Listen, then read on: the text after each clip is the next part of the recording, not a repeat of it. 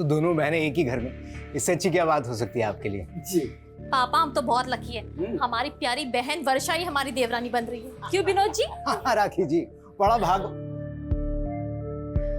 हाँ भाई, आप बड़ा भाग वाला है तू। हाँ बैठ बैठ अभिजीत।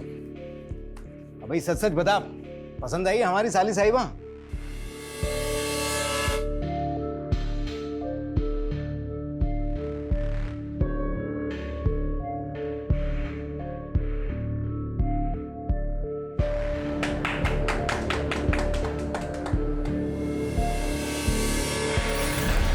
हम किसी और से प्यार करते हैं। अरे लेकिन वर्षा, ये सब तुम हमको सगाई से पहले बता सकती थी ना। हाँ अभिजीत, लेकिन हम क्या करते, हम मजबूर थे। अभिजीत, क्या आप एक फेवर कर सकते हैं? आप खुद ही पापा को कह दीजिए ना कि आप शादी नहीं करना चाहते।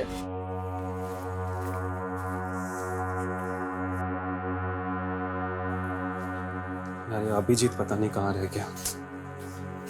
अरे विनोद भैया, क्या हो गया ये? अरे कुछ नहीं, थोड़ा चक्कर खा के गिर गए थे। अरे बाप रे।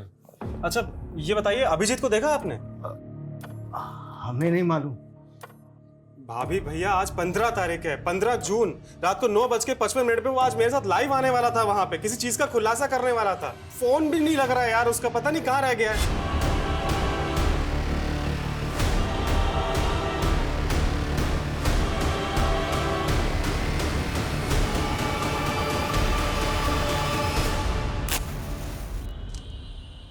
मैं अभिजीत, उजागर न्यूज से। कहते हैं शिक्षा और स्वास्थ्य किसी भी देश के विकास के दो स्तंभ होते हैं, लेकिन क्या हो अगर इसे व्यापार बना लिया जाए? क्या यह किसी नागरिक के मूलभूत अधिकारों के साथ खिलवाड़ नहीं होगा? जी हाँ दोस्तों, कुछ ऐसा ही खिलवाड़ हुआ है सर्व कृपा हॉस्पिटल में अपनी बीवी का इलाज करा रहे भोलाराम जी के साथ। भोलाराम जी, बिल्कुल निडर होकर बताइए कि आपके साथ क्या हुआ है। साहब, ये सर्व कृपा हॉस्पिटल में लूट मची रखी है। हमारी पत्नी का इलाज यहाँ चल रहा था, लेकिन ये लोग उसको क्या वो कहते हैं वेंटिलेटर। हाँ, ये हमारी मिसिस को उस पर रखकर बोलते रहे कि वो जरूर बच जाएगी, और इतना लंबा बिल बना दिया कि हमारी जेब खाली हो गई। मतलब आपके साथ धोखाधड़ी हुई है? अरे बहुत बड़ी धोखाधड़ी हुई साहब। अभी भी ये लोग कहते हैं कि हमारे पर लाखों रुपया बकाया है, अगर हम वो नहीं चुकाएंगे तो ये हमारी पत्नी की डेड बॉडी नहीं देंगे हमें। देखा दोस्तों, किस तरह इस हॉस्पिटल में एक गरीब आदमी की बीवी का लाश का सौदा किया जा रहा है। ए बंद कर, अरे बंद कर, अरे चल बाहर निकल, निकल बाहर। ऐसे गुंडई करके जनता की आवाज को दबाओगे? निकल बाहर। अभिजीत देख तुम्हारा कैसे पोल खोलता हूं मैं। अभिजीत पूरे हॉस्पिटल के बर्बाद कर दूंगा मैं। चल चल चल निकल। सेफ नहीं है ये एरिया, चलना यहाँ से। यार तुझे मना किया था, इतने रिस्क मत लिया कर तू। हॉस्पिटल के सामने ये स्टोरी करने से मना किया था तुझे। फुटेज मिला ना? अरे फुटेज मिल गया मेरे भाई, लेकिन तेरी जान चली जाती तो।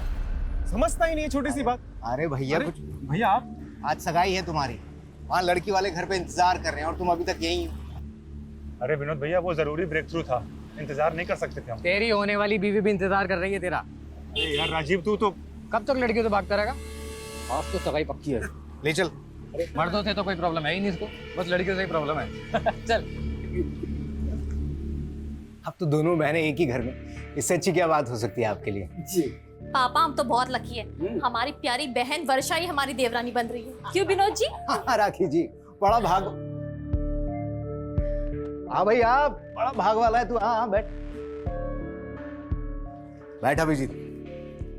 भाई सच सच बता, पसंद आई हमारी साली साहिबा?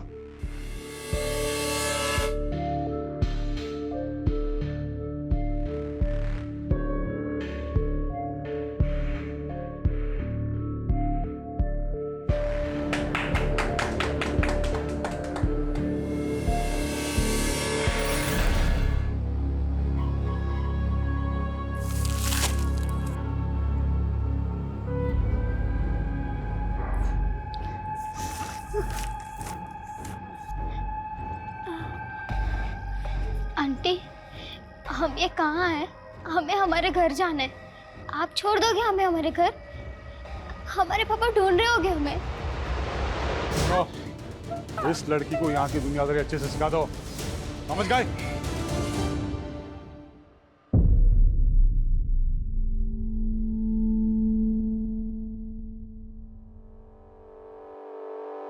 हम 136 हैं और ये हमारी माँ 135।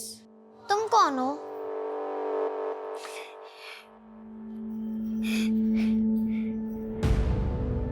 अच्छा 172।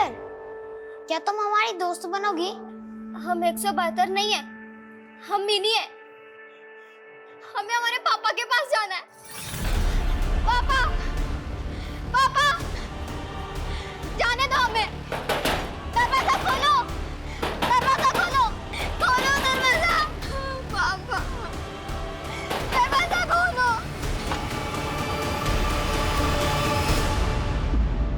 माँ, हमको लगता है कि हमें शादी वादी के लिए नहीं बने। अभी भैया भाभी के कहने पे जबरदस्ती सगाई तो कर ली, लेकिन तुम तो जानती हो ना हमारी दुविधा।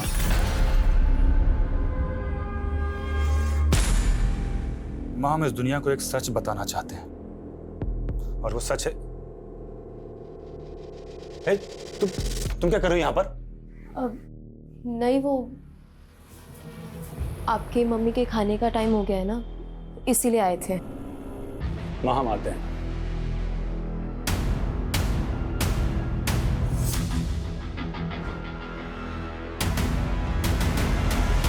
हम अक्सर सच्चाई से भागते हैं। उम्र के हर पड़ाव पर कोई न कोई एक ऐसा सच जरूर होता है जो शायद हम सबसे छुपा लेते हैं। दरअसल मैं सबको एक आईना दिखाना चाहता हूँ, एक ऐसा आईना जिसे देखकर हम फैसला करें कि आज हम कहाँ खड़े हैं। आने वाली 15 जून को रात 9:55 पे मैं आपको ऐसे ही कड़वी हकीकत से रूबरू करवाने वाला हूँ, जिससे शायद अब तक का सबसे बड़ा पर्दाफाश होगा।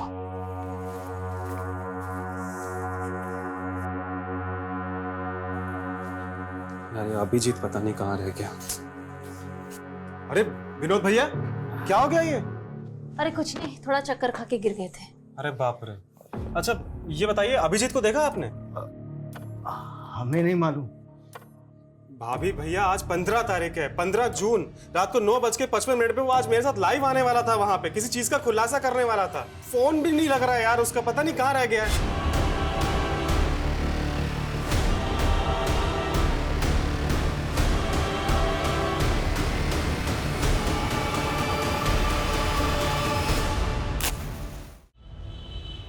दो दिन से गायब है और आप लोग आ जा रहे हैं।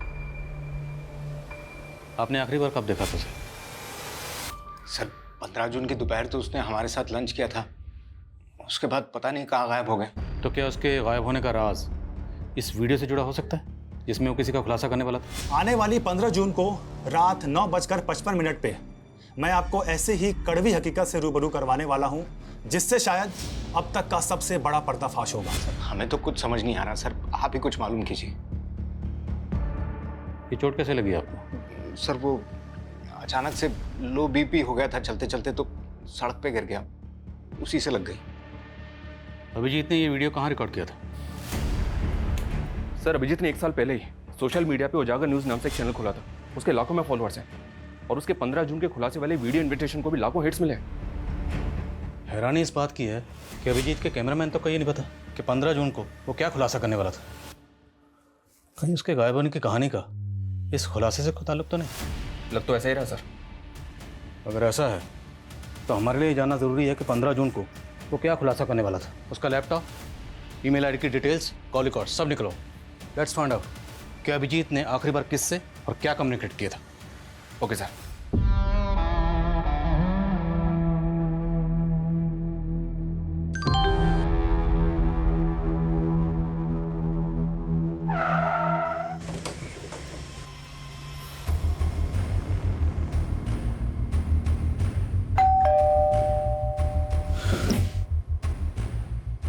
जी, हमें वर्षा जी से बात करनी है।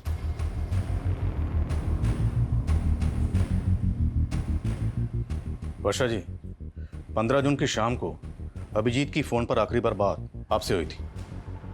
उसके बाद से वो लापता। आपकी अभिजीत के साथ फोन पर क्या बात हुई थी? आई एम सॉरी वर्षा जी, लेकिन हम आपसे शादी नहीं कर सकते। ऐसा ऐसा क्यों बोल रहे हैं अभिजीत? वो हम आपको वजह भी नहीं बता सकते वर्षा जी। बस इतना समझ लीजिए कि इसी में आपकी भलाई है। सर ऐसा हो ही नहीं सकता, अभिजीत ने खुद शादी के लिए हाँ किया था। तो क्या आपकी साली वर्षा झूठ बोल रही है? डॉक्टर जी, आप अपनी छोटी बहन वर्षा के बारे में क्या कहेंगे? सर हमारे बहन में कोई कमी नहीं थी, सारी कमी अभिजीत में है। अब कहना क्या चाहती हैं? अब हमें लग रहा है कि अभिजीत शायद इस वजह से भागा होगा ताकि वो हम लोगों को फेस ना कर पाए कि उसने रिश्ता क्यों तोड़ा। Excuse me sir. अभिजीत 15 जून की रात को कोई बड़ा खुलासा करने वाला था लाइव आकर, और आपको लगता है कि इतना निडर पत्रकार इस वजह से गायब हो गया? नहीं सर, राखी के कहने का ये मतलब नहीं है। दरअसल हम लोगों को भी ये सुनकर बहुत धक्का लगा कि अभिजीत ये रिश्ता तोड़ना चाहता था। सर एक मिनट, बिरदास चौक पे लाश मिली है।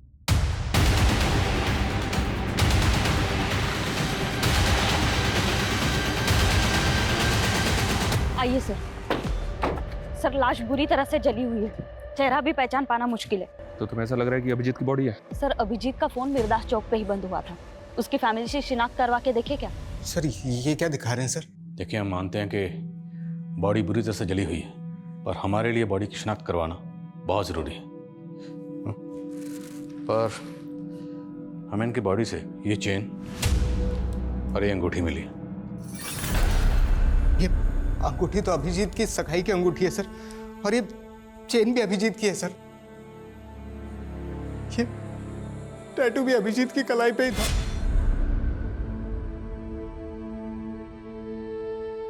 ये ले, रोटी खा ले, इतना दुखी मत हो, अब यही हमारी जिंदगी है। ले खा ले, अभी बहुत सारा काम करना है।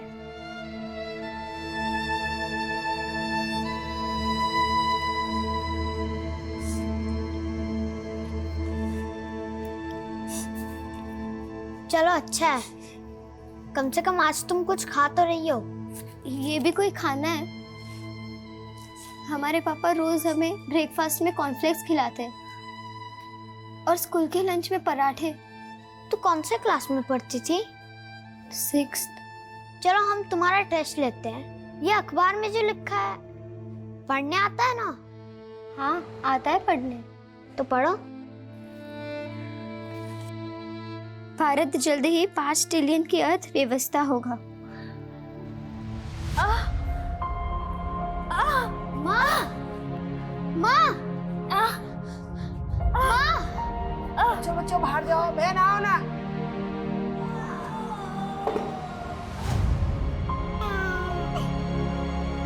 हमारा नया दोस्त आ गया। क्या ये लोग उसके भी गले पे नंबर लिख देंगे?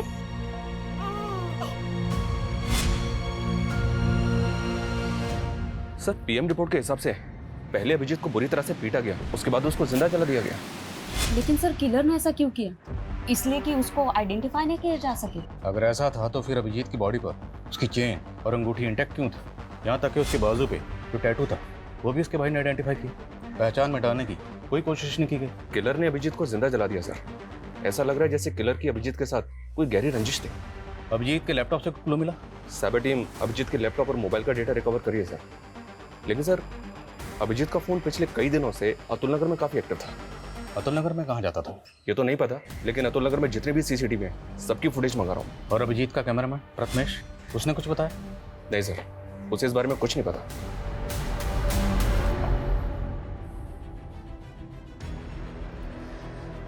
अभिजीत एक सच्चे और ईमानदार जर्नलिस्ट थे जिन्होंने अपनी जान की परवाह किए बिना हमेशा सच का साथ दिया।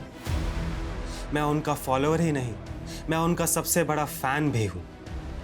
मैं आपसे वादा करता हूं, अभिजीत ने जो काम शुरू किया था अब उसे मैं पूरा करूंगा, चाहे उसके लिए मुझे सच्चाई ढूंढने के लिए पाताल लोक ही क्यों ना जाना पड़े, लेकिन सच्चाई को उजागर मैं करके रहूंगा। सर 24 मई की अतुल नगर की एक फुटेज मिली है, ये देखें सर। इसमें अभिजीत लड़कियों का पीछा करता हुआ दिख रहा है। कौन है लड़की? मैं पता करवा रहा हूँ सर। लेकिन सर ये अभिजीत लड़कियों का पीछा क्यों कर रहा होगा? मेरा मतलब एक तरफ इसकी मंगेतर का कहना है कि ये उससे शादी नहीं करना चाहता था और दूसरी तरफ इन लड़कियों के पीछे। सर कहीं कोई अफेयर का तो चक्कर नहीं? तो ये चक्कर क्या है ये तो इन लड़कियों से मिलने के बाद ही पता चलेगा। आंटी वो अभिजीत जी आप। पुष्पा,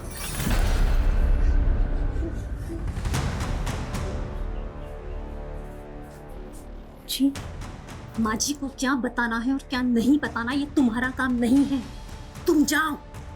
हम उन्हें वो अभिजीत जी हम देख लेंगे, तुम जाओ यहाँ से। और हाँ, अब से काम पे मत आना। जी अब हम तुम्हें अफोर्ड नहीं कर सकते। हमारी माँ का ख्याल हम खुद रखेंगे। तुम जाओ।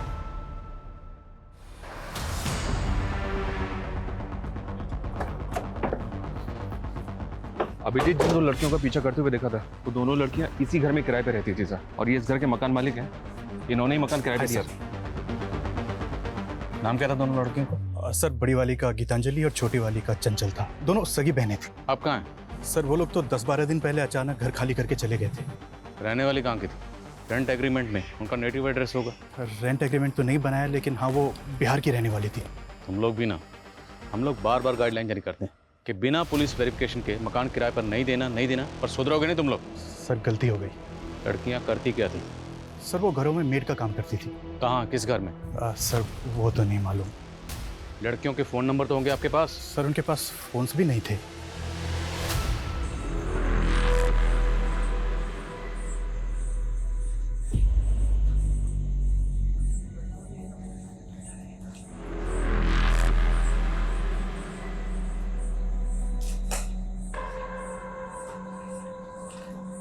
जी सर, मैं अपडेट करता हूँ। जय सर, एक बीएन मेड सर्विसेज नाम की एजेंसी है, इसने चंचल और गीतांजलि इन दोनों का फोटो आइडेंटिफाई किया है। ये दोनों लड़कियां इसी एजेंसी के थ्रू काम पे लगी थी। BN made agency? सर ये लड़की गीतांजलि है और ये चंचल। ये दोनों बहनें बहुत मेहनती थी, कभी भी किसी क्लाइंट की कोई शिकायत नहीं आई। लेकिन ये बताइए कि दोनों लड़कियां अब हैं कहाँ? पता नहीं सर, अचानक से इन दोनों ने काम पे आना बंद कर दिया। क्यों? मालूम नहीं सर। इन दोनों को एक मीणा नाम के एजेंट ने इंट्रोड्यूस करवाया था। इन दोनों लड़कियों के एड्रेस प्रूफ और डॉक्यूमेंट्स हमें दीजिए, और इनका जो एजेंट था मीना, उसकी डिटेल्स भी दीजिए। सर ये एजेंट है मीणा। आप सभी जानते हैं कि अभिजीत मेडिकल माफिया के खिलाफ काम कर रहे थे। उसके सारे सबूत अब मेरे पास हैं। ये उन हॉस्पिटल्स की लिस्ट है जिनके पास लाइसेंस ही नहीं, और इनके कितने सारे डॉक्टर्स ऐसे हैं जिनके पास डिग्रीज तक नहीं, जैसे कि doctor Gopal Sharma. Hello doctor Gopal, जो वीडियो मैंने भेजा है तुमको, उसे मैं बहुत जल्दी अपलोड करने वाला हूँ। तुम चाहते क्या हो?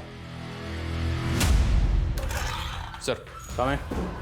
चंचल और गीतांजलि, इन दोनों बहनों की आईडी फेक है। क्या? जी हाँ सर, और इन दोनों बहनों का जो एजेंट है मीणा, उसकी भी सारी डिटेल्स फेक निकली। अब इन तीनों का कुछ पता भी नहीं चल रहा है। अभिजीत इन दोनों लड़कियों का पीछा करते हुए देखा गया था। अभिजीत का कत्ल हो गया, और अभिजीत के कत्ल से ठीक एक हफ्ता पहले ये दोनों लड़कियां गायब हो गई। क्या इन दोनों लड़कियों और इस एजेंट मीणा की अभिजीत के कत्ल में इन्वॉल्वमेंट तो नहीं? लग तो मुझे भी ऐसा ही रहा सर, कोई ना कोई इन्वॉल्वमेंट तो होनी चाहिए। इन तीनों के लिए लुकआउट नोटिस जारी कर दिया है। सर, अभिजीत की मंगेतर वर्षा के बारे में एक बात पता चली है। सर उसकी पहले भी शादी हो चुकी है। What? जी सर, वर्षा का पहला पति कुणाल मर चुका है। सर उसकी मौत संदिग्ध हालात में हुई थी। मतलब? एसयूवी गाड़ी ने उसकी बाइक को टक्कर मारी थी। पहले शोमिता चौक पुलिस इस केस को मर्डर केस मान के इन्वेस्टिगेट कर रही थी, लेकिन उस एसयूवी गाड़ी का कहीं भी पता नहीं चला। इसीलिए उन्होंने इस केस को एक्सीडेंटल केस मान के क्लोज कर दिया। ये अभिजीत मर्डर केस भी कम चौंकाने वाला नहीं। अभिजीत को पहले बुरी तरह से टॉर्चर किया गया और फिर जिंदा जला दिया गया, और इन दोनों केसेस की कॉमन कड़ी है वर्षा। वर्षा जी, पहले आपकी शादी होती है कुणाल से, और वो बड़े ही फिल्मी अंदाज से मारा जाता है। उसके बाद आपकी सगाई होती है अभिजीत से, वो भी मारा गया है। अब ये महज इत्तेफाक है या इसके पीछे की कहानी कुछ और है? आप बेकार में हमारे बेटी को परेशान करके अपना वक्त बर्बाद कर रहे हैं। अब ये तो आने वाला वक्त ही बताएगा कि किसका वक्त बर्बाद होने वाला है। बस इतना याद रखिएगा, बिना हमारी इजाज़त के शहर छोड़ने की गलती मत करिएगा।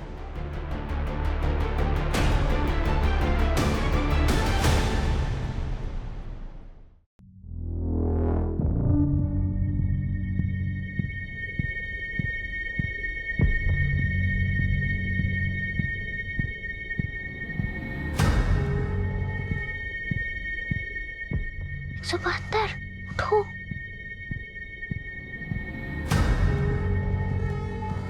सुनो, हम लोग यहाँ से भाग रहे हैं, सब तैयार हैं, चलो।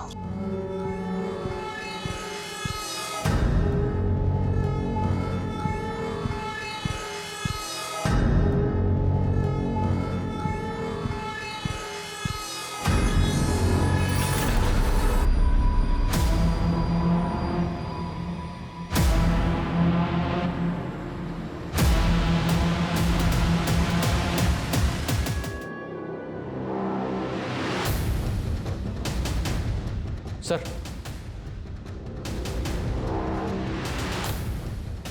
साइबर सेल को अभिजीत के लैपटॉप से एक एनक्रिप्टेड फाइल मिली थी जिसको उन्होंने डिक्रिप्ट किया, अभी अभी सेंड किया। क्या इस फाइल में? ये देखिए सर।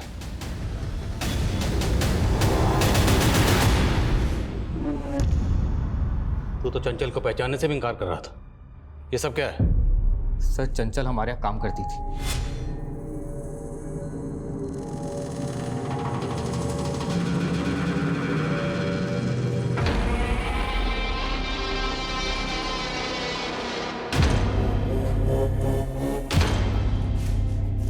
अरे साहब, सुन, ये जो तेरे पीठ के पीछे निशान है, ये क्या है जो तू छिपाती फिरती है? देखना चाहते हो?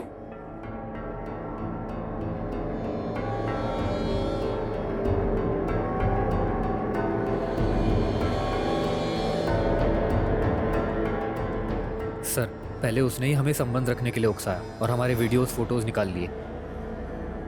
सर, हम उसे पैसे दे दे के थक गए थे, लेकिन उसका लालच बढ़ता ही चला जा रहा था। मजबूर होकर हमने सब बात अभिजीत को बता दी। उसने हमें प्रॉमिस किया कि वो हमारी मदद करेगा। कहानी अच्छी है, लेकिन सिर्फ कहानी, यह हकीकत नहीं है। हकीकत मैं बताता हूँ कि अभिजीत को पता चल गया था कि तुम उस लड़की की मजबूरी का फ़ायदा उठाकर उसको ब्लैकमेल कर रहे हो, इसलिए अभिजीत उस लड़की की मदद कर रहा था और तुमने अभिजीत को रास्ते से हटवा दिया। नहीं सर, ऐसा कुछ भी नहीं हुआ सर। शर्मा, ये ऐसे नहीं समझ रहा, जरा समझाओ इसको अच्छी तरीके से। सर, गीतांजलि, चंचल और मीणा, ये तीनों अभी भी ट्रेस नहीं हो पा रहे हैं और राजीव भी इस बात को एक्सेप्ट नहीं कर रहा है कि उसने लड़कियों के साथ कुछ किया है। लेकिन हाँ सर, वर्षा को इन्वेस्टिगेट करते हुए पता चला कि उसके हाथ भी साफ नहीं है। दरअसल कुणाल की मां को अभी भी इस बात का शक है कि वर्षा ने इंश्योरेंस के पैसे के लिए कुणाल को मरवा दिया। कुछ भी साबित नहीं हुआ तो इंश्योरेंस का सारा पैसा वर्षा को मिल गया और बाद में उसने ये पैसा किसी और अकाउंट में ट्रांसफर कर दिया। किसके अकाउंट में? हाँ, वर्षा ने पैसों की मदद की थी, लेकिन इसमें गलत क्या है? क्या बहन बहन की मदद नहीं कर सकती? कैसी मदद? विनोद को करीब 2 साल से बिजनेस में काफी नुकसान हो रहा था। इनका पार्टनर इन्हें बहुत परेशान कर रहा था, पैसे वापस मांग रहा था। विनोद को पैसे वापस देने थे तो वर्षा ने मदद कर दी। लेकिन परेशानी तो फिर भी कम नहीं हुई। कुछ दिन पहले अटैक हुआ था ना पे। उस दिन पुलिस स्टेशन में इस चोट के बारे में पूछा तो झूठ बोल दिया। सर, वो अचानक से लो बीपी हो गया था चलते चलते, तो सड़क पे गिर गया। लेकिन इन सब बातों का अभिजीत के मर्डर से क्या लेना देना? लेना देना ना हो तो ही अच्छा है, वरना लेने के देने पड़ जाएंगे। एक बात बताओ, तुमने उत्तम को पैसा तो दे दिया था ना? अब तुम भी हम पे शक कर रहे हो। अरे अगर तुमने पैसा चुका दिया था तो लोगों ने हम पे हमला ही क्यों किया? उसी के कारण जो तुमने पुलिस को बताया है। छोटा मोटा पैसा नहीं है ये, और अब तक कर्जा चुकता नहीं हुआ है। इतने के लिए लोग जान ले लेते हैं। शुक्र करो तुम अब तक जिंदा हो। सर, ये दोनों बहनें जितनी सीधी नजर आ रही हैं उतनी है नहीं। आज की दुनिया में कोई भाई या बहन अपनी प्रॉपर्टी या पैसा बिना लिखा पढ़ी के किसी को नहीं देता है, और वो भी अपनी बहन के पति के कर्ज को उतारने के लिए। विनोद के बिजनेस पार्टनर से कंफर्म करो, दोनों बहनों के कॉन्टैक्ट अच्छे से चेक करो। तो तूने विनोद पे अटैक करवाया था? अटैक कैसा? आपको कोई गलतफहमी हुई है, और उसने कुछ पैसे लौटा भी दिए थे हमें। लेकिन उधार तो काफी बाकी है ना बीबी। वो भी निकलवा लेंगे। अटैक करवाएगा दोबारा? विनोद ने कंप्लेंट नहीं लिखवाई ना, फिर क्यों बाल की खाल उतार रहे हैं? और वो फुद्दू हमारे खिलाफ बोलने की हिम्मत भी नहीं करेगा। हाँ, हमसे बहुत बड़ा गलती हो गया। अगर हम अभिजीत को पहले ही सब कुछ बता दिए होते तो शायद वो हमें इस मुसीबत से निकाल चुका होता। ले लो, 70 लाख है इसमें। 70 लाख? ये 70 लाख तो सिर्फ आपके हुए ना डॉक्टर साहब, और आपके बाकी के नेक्सस के 70 लाख वो कौन देगा? हेलो नेताजी, एक लोकल जर्नलिस्ट मुझे धमकी दे रहा है। अगर आपकी मेहरबानी हो जाती तो। डॉक्टर साहब, हम स्वच्छ छवि वाले नेता हैं, ना तो खुद खाते हैं ना कभी किसी को खाने देते हैं। अब आपने कांड किया है, आप भुगतेंगे। लेकिन नेताजी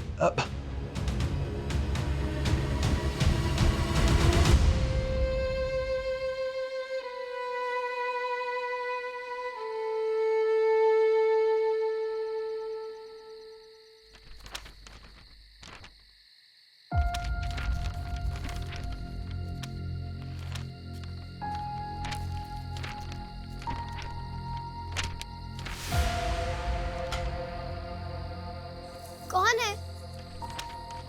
ये आवाज कैसी है? ये चुप सो जा, सोने दे, सो जा।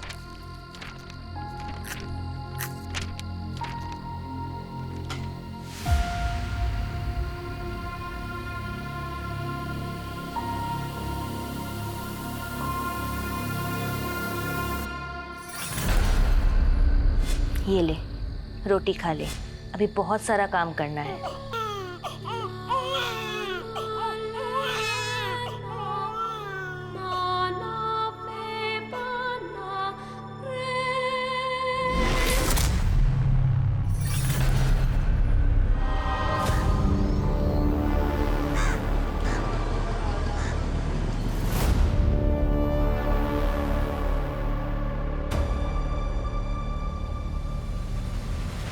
हम थक गए हैं ये करते करते। अभी और कितने खून बहाने पड़ेंगे? ये हमारा तीसरा अबॉर्शन है। न जाने तुमसे शादी करने के लिए हमें अभी कितना और इंतजार करना होगा। हम जल्दी सब कुछ ठीक कर देंगे। सब हम कुणाल से शादी करने के पहले से ही एक दूसरे से प्यार करते हैं। और सर, हमें पता था कि वर्षा के पिताजी हमें कभी स्वीकार नहीं करेंगे, इसलिए पहले कुणाल और अब अभिजीत खत्म कर दिया। नहीं सर, हमने ऐसा कुछ नहीं किया है। 15 जून को अभिजीत की आखिरी बार फोन पे बात तुमसे हुई थी। जी सर, हमारी बात जरूर हुई थी, पर बात कुछ और हुई थी। इस पर एक और नई कहानी। एक्चुअली सर, हम आपसे झूठ बोल रहे थे। हम किसी और से प्यार करते हैं। अरे लेकिन वर्षा, ये सब तुम हमको सगाई से पहले बता सकती थी ना। हाँ अभिजीत, लेकिन हम क्या करते? हम मजबूर थे। अभिजीत, क्या आप एक फेवर कर सकते हैं? आप खुद ही पापा को कह दीजिए ना कि आप शादी नहीं करना चाहते। लेकिन अभिजीत माना नहीं। तुम दोनों को लगा कि तुम दोनों की पोल खोल देगा, इसलिए तुम दोनों ने उसकी जान ले ली। वैसे तुम्हारे लिए किसी मासूम की जान लेना कोई बड़ी बात नहीं है। 3 अबॉर्शन तो पहले ही करा चुके हो, और तुम अपनी बहन राखी को किस बात के पैसे दे रही थी? सर, उसको हमारे अफेयर के बारे में पता चल गया था। बोली कि अगर हमने उसे पैसे नहीं दिए तो वो हम दोनों को फंसा देगी।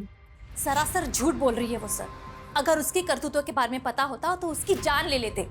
हमने सिर्फ विनोद का कर्जा उतारने के लिए उससे पैसे लिए थे और कुछ भी नहीं था। तो आप कहना चाहती हैं कि आपकी बहन और उसके आशिक ने मिलकर अभिजीत को मार दिया? उनकी बात वो जाने सर, हमने कुछ नहीं किया। क्या जोड़ी है दोनों बहनों की? छोटी वाली बड़ी पे इल्जाम लगा रही है और बड़े वाली छोटी पे। कोई बात नहीं, वक्त आने पर सब पता चल जाएगा किसकी कहानी सच्ची है, किसकी झूठी।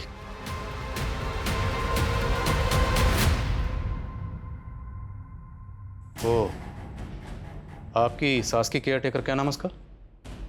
पुष्पा। कहाँ वो? हमने उसे काम से निकाल दिया। अब हम उसे अफोर्ड नहीं कर सकते। रहती कहाँ वो? एड्रेस दीजिए। ये बात तो अभिजीत ही जानता था, हमें कुछ नहीं पता।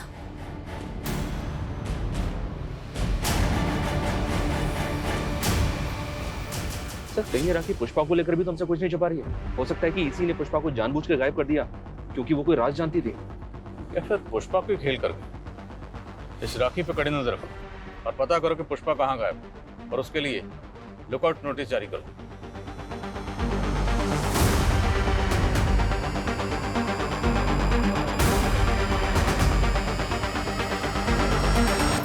सर, छत्तीसगढ़ पुलिस से पुष्पा के बारे में एक इन्फॉर्मेशन मिली है। पुष्पा एक बागी ग्रुप की मेंबर है और कई सालों से वांटेड है। पुष्पा एक बागी थी? तो वो अभिजीत के घर पे क्या कर रही थी? दरअसल अभिजीत के लेट फादर धीरेन्द्र आनंद ने कई सालों तक एक बागी ग्रुप में काम किया है और ये पुष्पा उनकी शागिर्द थी। इंटेलिजेंस का ऐसा मानना है कि गायब होने के बाद पुष्पा यूपी में कहीं छुपी थी। मतलब वो यूपी में अभिजीत के घर पर छुपी हुई थी, और वो भी उसकी माँ की केयर टेकर बन के। अभिजीत उसको लेकर आया, उसकी मदद कर रहा था। और सवाल ये है कि अभिजीत एक बागी की मदद क्यों कर रहा था? कि अभिजीत खुद एक बागी था? चेक करो सब जगह चेक करो।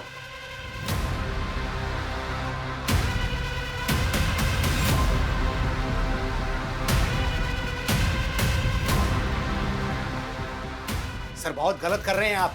एक ईमानदार पत्रकार की छवि के साथ में खिलवाड़ कर रहे हैं आप लोग। फिलहाल तो हम जा रहे हैं, लेकिन अगर हमें बाद में पता चला कि अभिजीत के साथ मिलकर आपने बागियों का साथ दिया था, तो हम आपको नहीं छोड़ेंगे। चलो।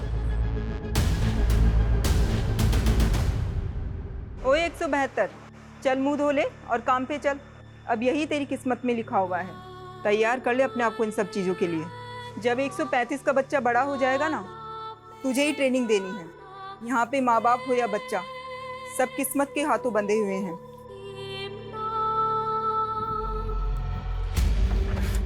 हो सकता है ये अभिजीत भी अपने फादर की तरफ भागी हो। ये और पुष्पा दोनों किसी सीक्रेट मिशन पर थे। जैसे ही मिशन पूरा हुआ, अभिजीत ने अपनी मौत का ड्रामा रचा। उसके बाद वो और पुष्पा दोनों गायब हो गए। और इस बात के पूरे चांसेस हैं कि अभिजीत के घर वाले भी उनके इस मिशन में शामिल हों, क्योंकि अभिजीत की बॉडी पूरी तरह से जल चुकी थी। फिर भी उन्होंने आसानी से आइडेंटिफाई कर लिया। कैसे? अब तो बॉडी का डीएनए टेस्ट भी नहीं कर सकते, अंतिम संस्कार हो चुका है। शर्मा, ये केस तो हम सॉल्व करके रहेंगे। उसके लिए चाहे हमें गड़े मुर्दे क्यों ना खाने पड़े। अभिजीत की फैमिली, दोस्त, रिश्तेदार, सबके बारे में सब कुछ पता करो। Okay sir.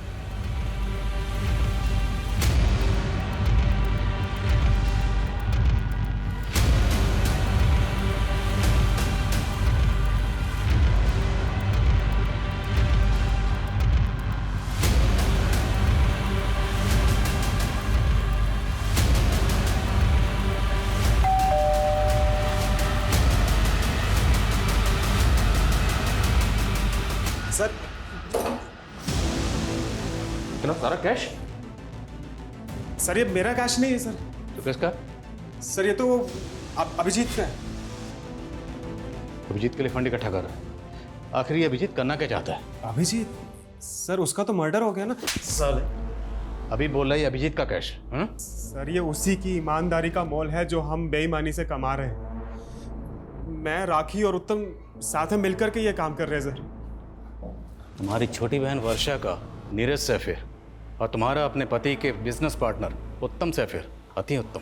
सर हमारा कोई अफेयर नहीं है। हमने सोचा था कि विनोद उत्तम के साथ बिजनेस करके सेटल हो जाएगा, लेकिन आलसी घाटा करके बैठ गया। ओ मैडम, यहाँ मैं मुनाफा या घाटा जानने के लिए नहीं बैठा हूँ। तुम तीनों ये बताओ कि अभिजीत को क्यों मारा?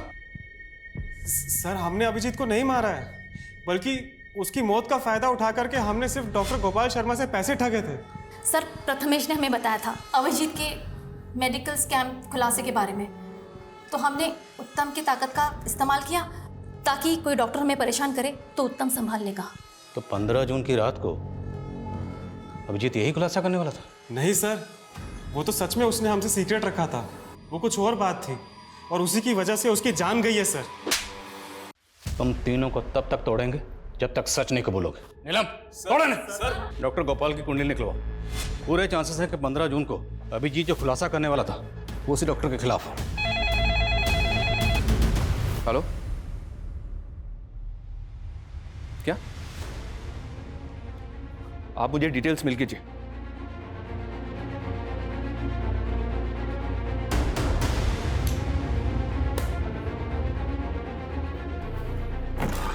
सर, हमारी मेन सस्पेक्ट गीतांजलि की तो मौत हो चुकी है। गीतांजलि मर चुकी है? जी हाँ सर, ये देखिए, कानपुर पुलिस ने उसकी बॉडी को रिकवर किया था। कोई बॉडी क्लेम करने के लिए नहीं आया तो उसका अंतिम संस्कार कर दिया। चौंकाने वाली बात यह सर कि गीतांजलि की कलाई पे बिल्कुल वैसा ही टैटू था जैसा अभिजीत की कलाई पे था। ये देखिए सर, अभिजीत के टैटू में 186 नंबर लिखा है और गीतांजलि के टैटू में 81 नंबर लिखा है। दोनों टैटूज वैसे तो दिखने में सेम है, सिर्फ नंबर और डिजिट्स का फर्क है। क्या ये कोई सीरियल नंबर हो सकता है? और इन टैटूज का हमारे सस्पेक्ट्स में से और किससे कनेक्शन हो सकता है? राजीव, वर्षा, नीरज, राखी, प्रथमेश, उत्तम या फिर पुष्पा? अभिजीत और गीतांजलि के बीच का कॉमन कनेक्शन है राजीव, लेकिन सर राजीव का तो कहना है कि वो इन टैटूज के बारे में कुछ नहीं जानता। पर अभिजीत की कलाई पर वैसा ही टैटू क्यों है जैसा कि गीतांजलि की कलाई पर है? गीतांजलि की बहन चंचल से इसका पता चल सकता है। चंचल तो खुद गायब है। खा लो दीदी, खाली पेट रहने से कुछ नहीं होता और हमें बहुत कुछ करना है। हमें निकलना है यहाँ से। यहाँ से कोई नहीं निकल सकता। नहीं दीदी, हम निकलेंगे यहाँ से। कोई आने वाला है हमें बचाने। तुम ना ऐसे सपने मत देखो, ये सपना कभी पूरा नहीं हो सकता। सर, चंचल के बारे में हमने अभिजीत को मार्च में बता दिया था। उसके बाद अप्रैल में अभिजीत बिना किसी को बताए 20 से 25 दिन के लिए किसी असाइनमेंट पर बाहर चला गया था। हाँ, अभिजीत अप्रैल में काफ़ी दिनों तक नहीं था और उस दौरान उसने हमको कॉल भी नहीं किया था। मार्च में वो टैटू उसके हाथ में था? नहीं, तब तो नहीं था, लेकिन जब वो वापस आया तो हमने वो टैटू उसकी कलाई में देखा। तो आपने उससे पूछा कि वो टैटू उसने कहाँ बनवाया था और क्यों बनवाया था? नहीं सर, ऐसा तो उसने कुछ नहीं बताया। सर पहले तो हमें भी अजीब लगा था, क्योंकि वैसा ही टैटू चंचल की कलाई पर भी था। कहीं ऐसा तो नहीं कि गीतांजलि और चंचल का उन टैटू से कोई ऐसा राज जुड़ा था जो अभिजीत जानना चाहता था, इसलिए उनका पीछा कर रहा था? लेकिन सर वो ये सब जानने के लिए अपनी कलाई पे वैसा ही टैटू क्यों बनवाएगा? और ये अभिजीत अप्रैल में 20-25 दिन के लिए कहाँ गायब था? और ये सवाल अब भी वहीं का वहीं है कि वो 15 जून की रात को 9:55 पर ऐसा क्या खुलासा करने वाला था?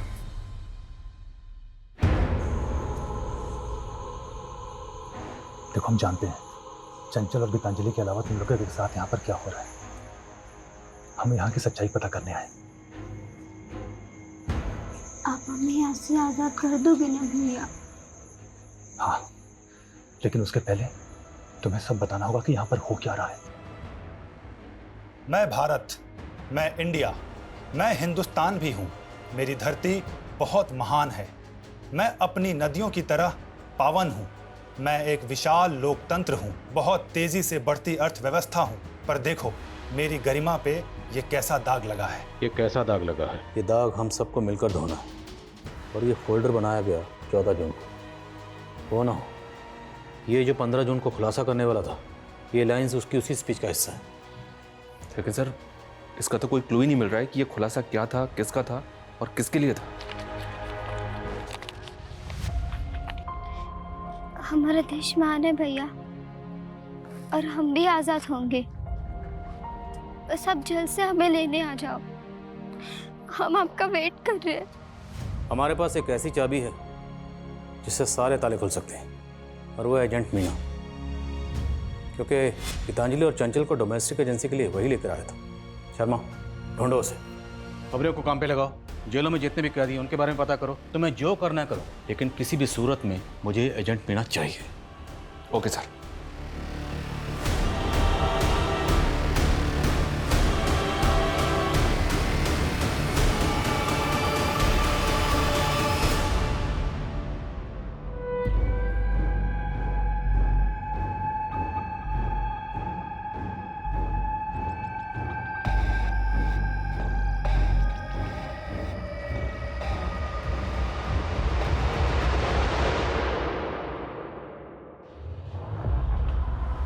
मीना, क्या करो?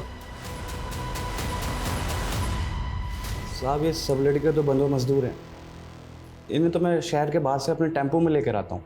मेरा काम है इन्हें घरों में काम दिलाना, और अगर कोई गड़बड़ करने की कोशिश करते तो हमको वापस कैंप भेज देते हैं। कैसा कैंप? कहाँ है ये कैंप? कैंप के बारे में मैं कुछ नहीं जानता। ये तो मुझे शहर के बाहर एक जगह पे मिलती हैं सब। कैंप का कोई बंदा लेके आता है इनको। ये सब करवाता कौन है? मालिक कौन है? साहब, इसके बारे में मुझे कुछ नहीं पता। सबसे पहले हमें ये पता करना होगा ये कैंप है कहाँ। इस नेक्सस ने बहुत गहराई तक अपनी जड़ें फैला रखी। ड्रोन कैमरा यूज़ करने की परमिशन निकलो। पूरा शहर और उसके आसपास जितने एरिया सब जगह स्कैन करो। कोई भी एरिया छूटना नहीं चाहिए।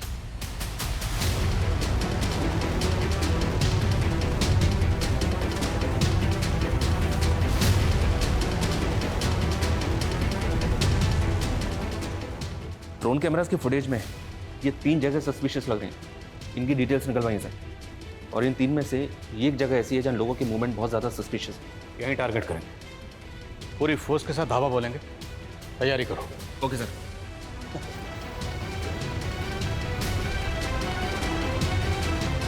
पुलिस! अरे पुलिस! अरे भागो!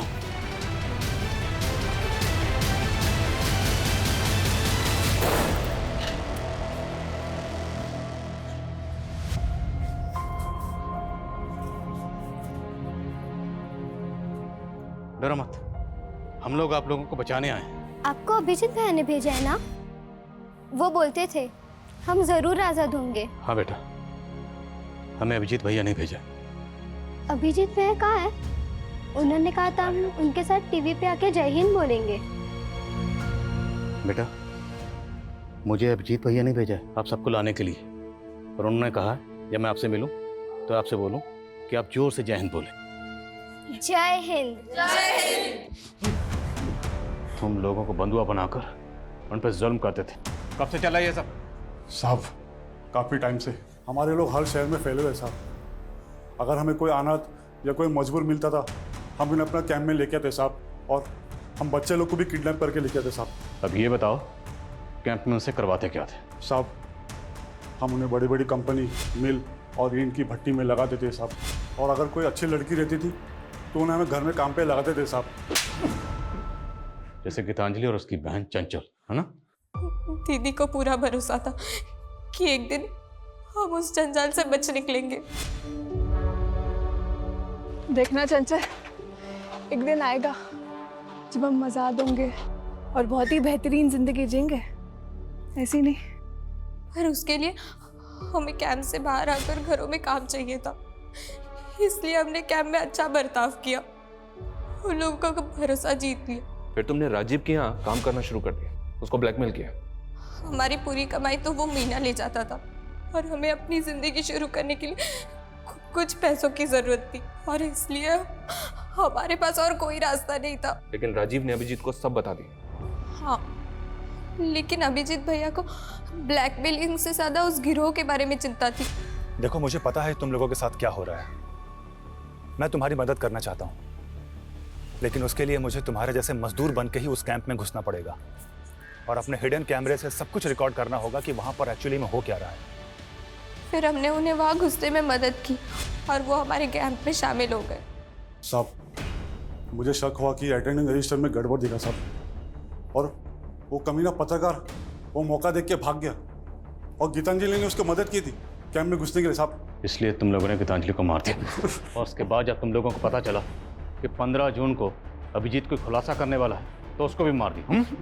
साहब हमारे लोग ने अभिजीत पे नजर होगा साहब, और मौका पाके हमने उसको दबोच लिया साहब। बोल, अपने बाप का नाम बोल।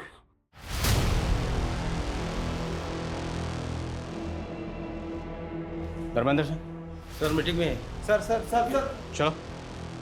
हाँ धर्मेंद्र जैसा बड़ा नेता इस नेक्सस का मास्टरमाइंड होगा, ताज्जुब हो रहा है सर। उस फैक्ट्री में तकरीबन 150 औरत मर्द और 50 से ज्यादा बच्चों के साथ इस तरह का दुर्व्यवहार किया जा रहा था। ये जानने के बाद बहुत तकलीफ हो रही है। लेकिन सर पुष्पा का इस गिरोह से कोई लेना देना नहीं, हालांकि वो अभी तक गायब है। सर हमने उसकी रिपोर्ट नेशनल एजेंसी को दे दी है।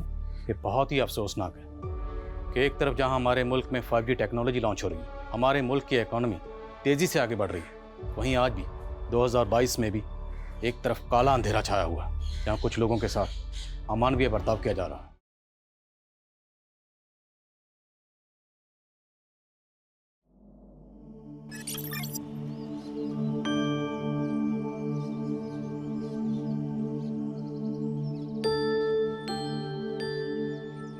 कोमल, तुम लोगों की बातें खत्म हो गई तो चले?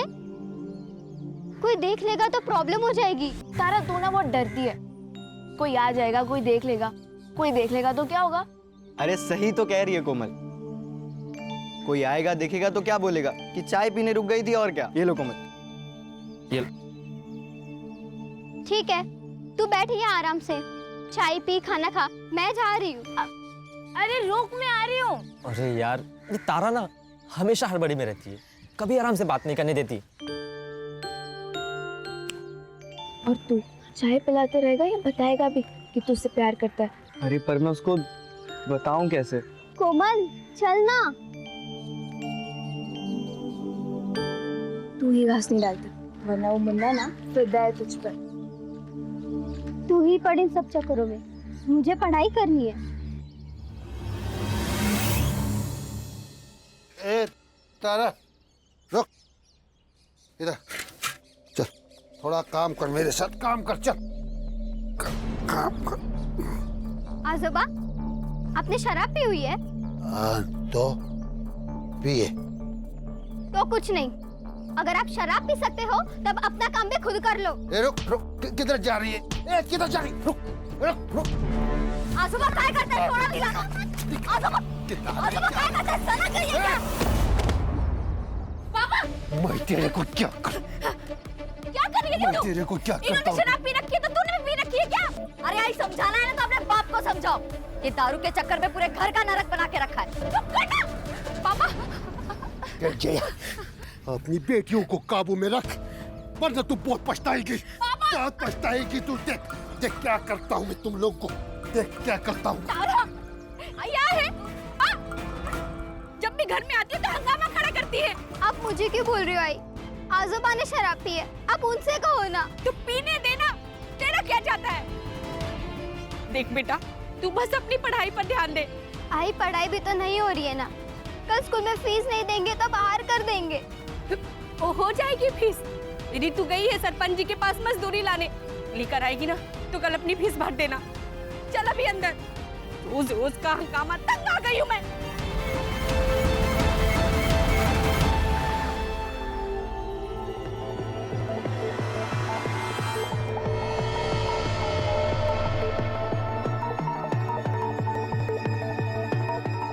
मालकिन, अरे रितु, कैसे आई तुम? वो मालिक मजदूरी के पैसे दे दीजिए। अच्छा, ये ना, आजा आजा, देता हूं मैं।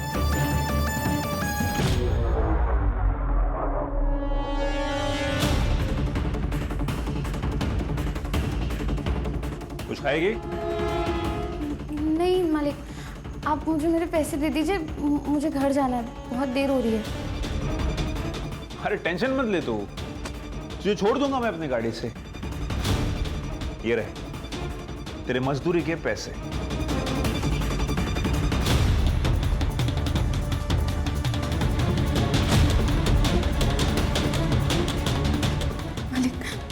मालिक, तुम्हें जितने पैसे चाहिए मैं दूंगा, लेकिन उसके लिए तुम्हें मैं जो जो कहूंगा वो सब करना होगा। मालिक मुझे जाने दीजिए मालिक।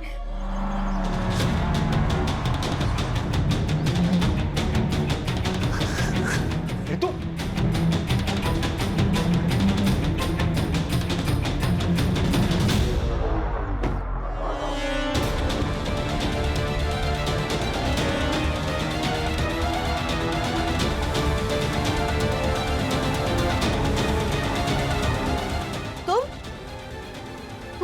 आंगनवाड़ी वाली मुक्ति की बहन है ना? यहाँ क्या करने आई है? खेत में काम किया था ना, उसकी मजदूरी लेने आई थी। आई मैंने ही कहा था कि घर आके मजदूरी लेना। अच्छा? तू जा।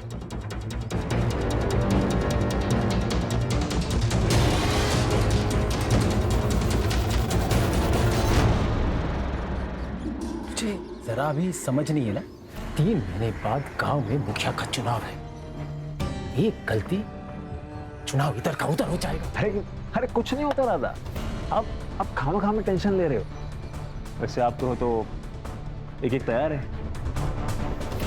चलो चलो, पीते पीते बात करते चलो। अरे चलो यार।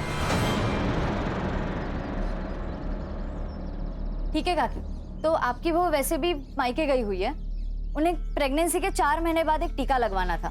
वो आप उन्हें फोन करके बता दीजिए, वो किसी भी डॉक्टर से लगवा सकती है। हाँ, बोल दूंगी। काकी, थोड़ा पानी मिलेगा? प्यास लगी थी। लाती हूँ, रुको।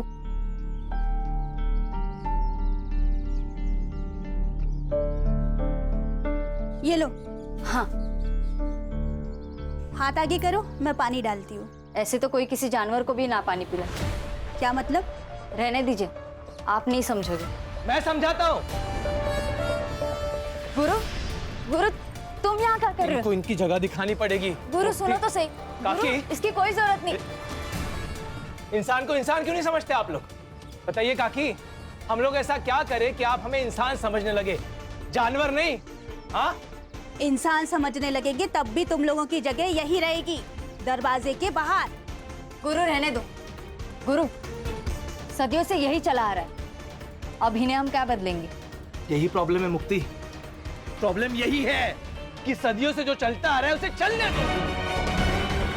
कि नहीं? एक बात सुनिए आप लोग, अब ऐसा नहीं होगा, बदलना पड़ेगा। काकी बदलना पड़ेगा। चल गुरु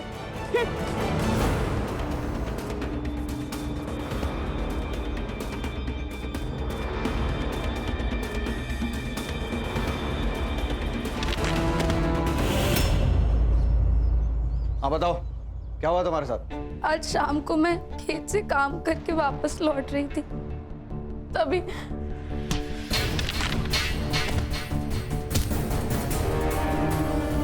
वो एकलव्य ही था जिसने हमला किया? हाँ सर। मतलब 6 फुट के आदमी को तुम मार के भाग गई? हाँ सर, ऐसा ही हुआ। हंस क्यों रहे हैं आप? ओ नेताजी, चुनाव जीते नहीं हो तुम तो सवाल पूछने लगे। ये मेरा थाना है और सवाल मैं ही पूछूंगा। लेकिन पहले आप हमारी कंप्लेंट तो लिखिए। अरे कंप्लेन तो लिख लेंगे मैडम, क्या जल्दी? और वैसे भी आप लोगों की बात सुनिए तो सामने वाली पार्टी की भी तो सुननी पड़ेगी ना। नमस्कार चंद्रकांत साहब। नमस्ते ताई, आइए। कशा आहेत? सब ठीक।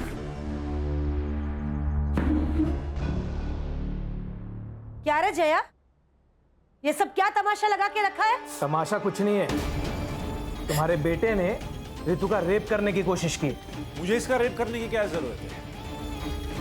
ये तो वैसे भी पैसों के लिए मेरे साथ संबंध बनाती है। इंस्पेक्टर साहब, ये झूठ बोल रहे हैं, हमारी बेटी ऐसी नहीं है। ये जया का बाप साईनाथ सर, आप ही ने तो पकड़ा था कच्ची शराब बनाने के मामले में। और ये लड़कियां, ये तो इस गुरु का ही सुनेंगी ना। इसे चुनाव जो जीतना है। क्या बोला रे तू? क्या बोला तू?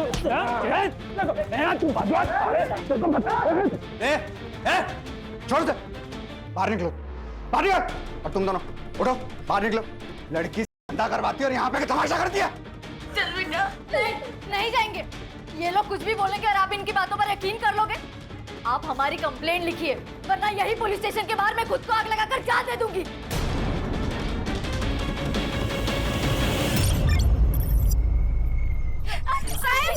साहब, हमारी रितु को यहाँ लेकर जा रहे हैं। मेडिकल में सेक्सुअली एक्टिव होना है इसका मतलब, समझती है? पैसे लेकर रेगुलर सेक्स करती है। पैसे रितु ने नहीं, आपने लिए, वो भी उस चित्राताई से। चुप, ज्यादा बोली ना तो पूरे परिवार को अंदर कर दूंगा। रिपोर्ट दर्ज करवाते हो। चलो।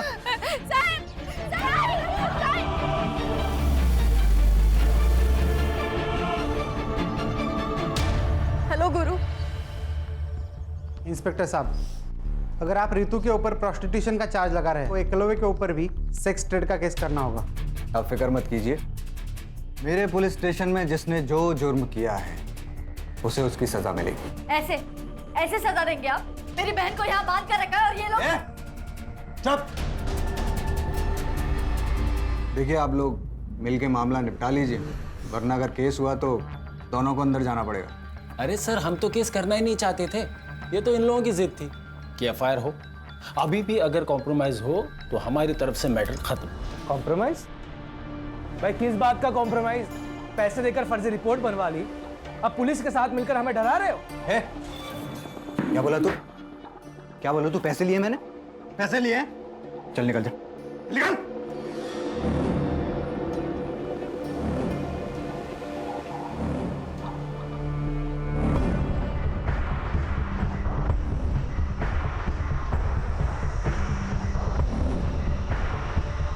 जया, तू अपनी बेटी की बदनामी तो करवा ही चुकी है, अब क्या केस करके उस पे ठप्पा लगवाएगी क्या कि ये पैसा लेकर करती है?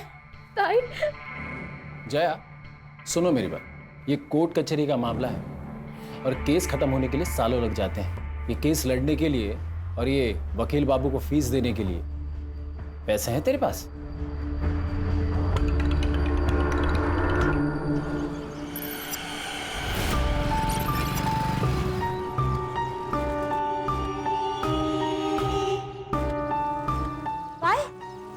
कोर्ट से इस केस के लिए फ्रेश इन्वेस्टिगेशन की ऑर्डर आए हैं। रितु का मेडिकल अब बाहर से कराया जाएगा और आपको तो पता ही है कि रिपोर्ट में फिर क्या आएगा। तो तुम्हें 2 लाख किस बात के दिया हमने? हाँ, रोको ये सब। तो कोर्ट का ऑर्डर है, मैं कुछ नहीं कर सकता।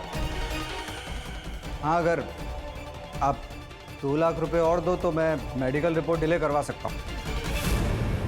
उसके बीच में आप उस फैमिली के साथ पैसे वैसे दे के सेटलमेंट कर लो। एक फुटी कौड़ी सुद्धा नहीं देना भी कोणाला। अगर एक को भी फुटी कौड़ी दी तो सबके सब सर पे बैठ जाएंगे। लड़ना है ना इन लोगों को हमसे, तो अब लड़के दिखाए, मैं भी देखती हूँ। इंस्पेक्टर, रिपोर्ट्स रुकवाइए, पैसे आपको मिल जाएंगे।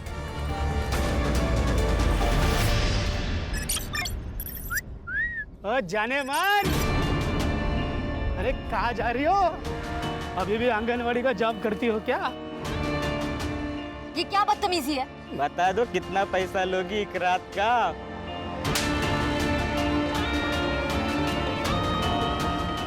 कोमल, तू ना इस तारा के साथ मत घुमा कर। तुझे पता नहीं कैसी लड़की है और इसकी बहनें।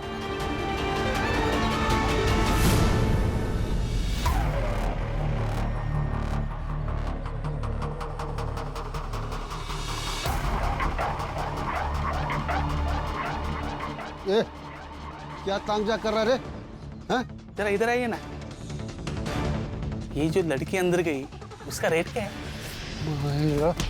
क्या बोला रे? वो तो गांव वाले बोल रहे थे, सब चलता है इधर। नहीं, वो गांव वाले बोल। लगता बेटियों से खूब कमाई कराई गई है, तभी तो सरकारी अनाज छोड़कर सब्जियां खरीदने आई है। अच्छा सुन, एक बात बता, सिर्फ रितु को भेजती थी अजिंक और एकलव के पास, या मुक्ति और तारा भी जाती थी?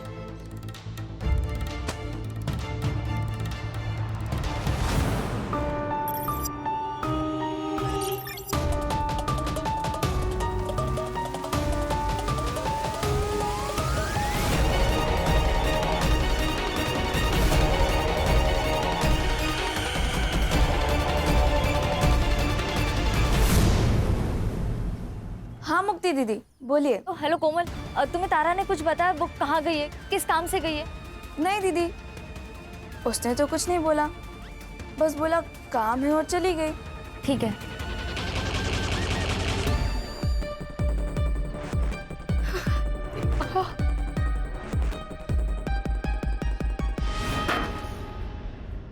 ए, संभाल के रख, पूरे 4 लीटर है। 2-4 दिन में वो आदमी आएगा लेने के लिए। रितु कहाँ? वो तो आपके साथ गई थी ना? गई तो थी, लेकिन वो तो पहले ही जंगल से आ गई।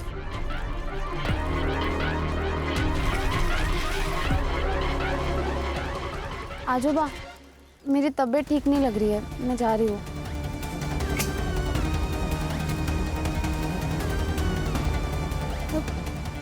पापा, रितु घर नहीं आई और तारा भी स्कूल से घर वापस नहीं आई। मेरा नाम मुक्ति कौरी है, मैं अम्बेवाड़े गांव से हूँ। मेरी 2 बहनें हैं, रितु और तारा, दोनों नाबालिग हैं।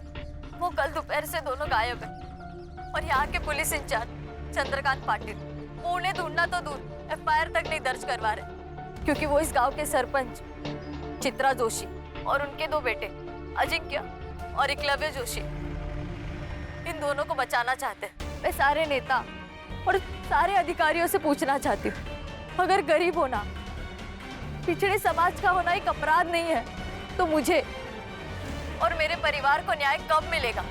लड़कियों को गायब हुए 36 घंटे हो चुके हैं और आखिरकार इस वीडियो के वायरल होने के बाद पुलिस डिपार्टमेंट नींद से जागा है। अम्बेवाड़ी पुलिस स्टेशन की पूरी टीम को सस्पेंड कर दिया गया है और एक नई टीम को असाइन किया गया है। अब देखते हैं ये टीम क्या कमाल दिखाती है। Now it's up to them कि वो जल्द से जल्द रितु एंड तारा कोरी को सही सलामत ढूंढ निकाले। सर, ये लोकल पुलिस ने बहुत गलत काम किया है इस मामले में। ना रेप अटेम्प्ट की FIR दर्ज की, ना किडनैपिंग की। इसलिए देखिए हमारे पास आया है खान, जल्द से जल्द दोनों लड़कियों को ढूंढना है और हमारे डिपार्टमेंट के ऊपर जो कीचड़ उछाले जा रहा है इसको रोकना है।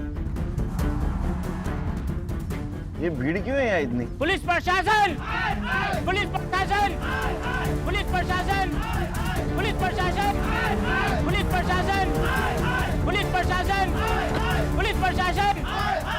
चुप! क्या हो रहा है? क्या है? ए चुप!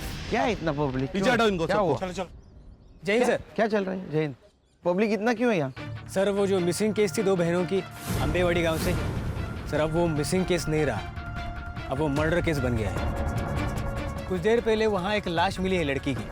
मतलब मार दिया उसको? नहीं सर, जो लाश मिली है वो उन दोनों बहनों में से किसी की नहीं है। फिर किसकी है लाश?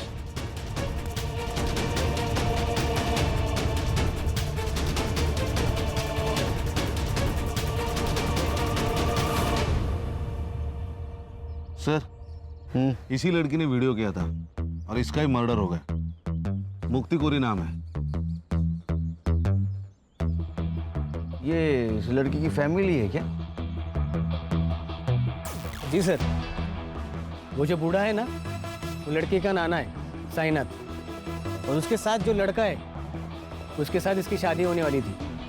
गुरु शिंदे नाम है उसका। और सर, इस लड़की ने जो औरत चित्रा जोशी और उसके बेटे अजिंक्य और एकलव्य जोशी का नाम अपने वीडियो में लिया था ना, ये जमीन उन्हीं की है। Doesn't make sense sir. ये देखिए, इसके सर पर चोट आई है, मतलब काफी खून बहा होगा, लेकिन सर यहाँ जमीन पर बिल्कुल भी ब्लड के ट्रेसेस नहीं है। सर, इसका मतलब इसे मारा कहीं और गया और यहाँ पे लाके डम कर दिया। सर, कल रात को मुक्ति घर पे नहीं आई, इसलिए मुझे और मुक्ति की माँ जया को लगा कि मुक्ति और गुरु रितु और तारा को ढूंढ रहे हैं। मैंने मुक्ति को ड्रॉप किया था घर के बाहर। कितने बजे? लगभग 12 बजे के आसपास दोपहर में। दोपहर को 12 बजे से वो घर पे नहीं थी, तो आपने उसको फोन करने की कोशिश नहीं की? हमारे घर में 2 ही फोन है, एक मेरा एक मुक्ति का। 2 दिन पहले मेरा फोन कहीं गिर गया था। 2 दिन पहले? मतलब जिस दिन रितु और तारा गायब हो गए उस दिन? हम सर, ये रितु और तारा जिस दिन गायब हो गई, उस दिन क्या हुआ था? तुम्हें तारा ने कुछ बताया? वो कहाँ गई है, किस काम से गई है? नहीं दीदी। रितु कहाँ? वो तो आपके साथ गई थी ना? वो तो पहले ही जंगल से आ गई। मतलब रितु और तारा अलग अलग जगह से एक ही टाइम पे गायब हो गए? सर, वो चित्रा है ना, उसके पास बहुत गुंडे हैं सर, वो कहीं से किसी को भी उठा सकती है सर। जहाँ तुमने मुक्ति को ड्रॉप किया था उस जगह लेके चलो हमको। जी सर।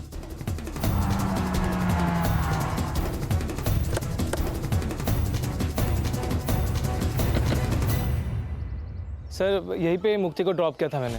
वो सामने घर है सर, यहाँ से वो पैदल गई थी। चलो घर दिखाओ। हाँ सर।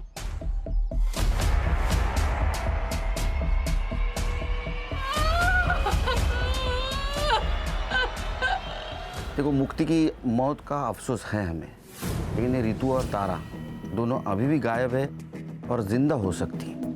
अगर आप हमारी मदद करोगे तो शायद उन्हें हम ढूंढ पाएंगे। रितु और तारा का कहीं अफेयर चल रहा था? क्या बोल रहे हो सर आप? हमें हर एंगल चेक करना होता है। तारा कोमल को बोल के निकली थी मैं काम से जा रही हूँ, और रितु साईनाथ को बोल के निकली थी मैं घर जा रही हूँ, और दोनों एक साथ निकली। तो कहीं ऐसा तो नहीं कि दोनों का एक साथ भाग जाने का प्लान था? साहब, हमारी बेटियां ऐसी नहीं थी। अच्छा, ये एकलव्य जो बात कह रहा था उसमें कितनी सच्चाई है कि रितु पैसे लेकर? साहब, पूरे गांव ने हमारा जीना हराम कर रखा, ये क्या कम था जो अब आप हम गरीब की इज्जत उछाल रहे हैं? जीना हराम करके रखा है मतलब? साहब, चित्रा और उसके बेटों ने पूरे गांव में ये फैला दिया था कि मुक्ति तारा रितु करती है। कहीं भी कोई खड़ा हो जाए तो उल्टी सीधी बातें करने लगता है। अच्छा, ऐसा किसी पे शक है आपका कि जो इस झूठ बात को सच मानता हो? सर, पक्का तो नहीं कह सकता हूँ, लेकिन कई बार मैंने देखा कि एक लड़के को यहाँ चक्कर मारते हुए।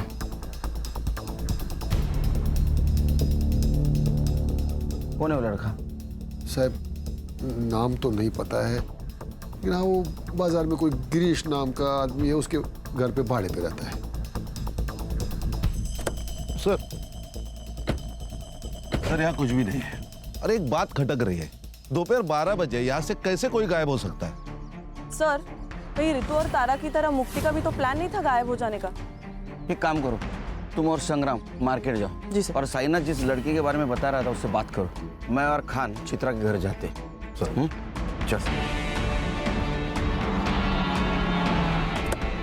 अब सर, इतना तो बेवकूफ कोई होगा नहीं ना जो किसी को मार के उसकी डेड बॉडी को खुद की ही प्रॉपर्टी पर डंप कर दे। सर, ये सब हमारे खिलाफ साजिश है ताकि मेरा नाम उछले और मैं बदनाम हो जाऊं। ऐसा कोई क्यों करेगा? सर 3 महीने बाद हमारे गांव में मुखिया का चुनाव है और ये मुक्ति जिस समाज की है 40% डिसाइडेड वोटर है, जो किसी को भी वोट देंगे तो ऑब्वियसली वो जीत जाएगा। और ये मुक्ति का मंगेतर गुरु वो भी इस बार चुनाव लड़ने वाला है और इसीलिए उसी ने ये रेप अटेम्प्ट का मुद्दा बहुत उठाया। लेकिन मुक्ति ने जो वीडियो बनाया है उसमें उसने तुम लोगों का नाम लिया है। मुक्ति गुरु की होने वाली बीवी थी, वो उसकी बात नहीं सुनेगी तो किसकी सुनेगी? तुम दोनों में से एकलव्य कौन है? मैं हूँ सर। और रितु कह रही थी कि तुमने उसका रेप करने की कोशिश की और तुम्हारा कहना है कि रितु पैसे लेके कोई भी काम करने के लिए तैयार होती है।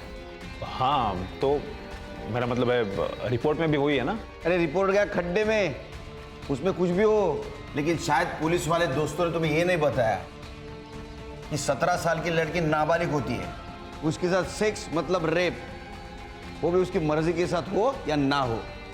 इसलिए बेटा तुम तो जेल जाओगे।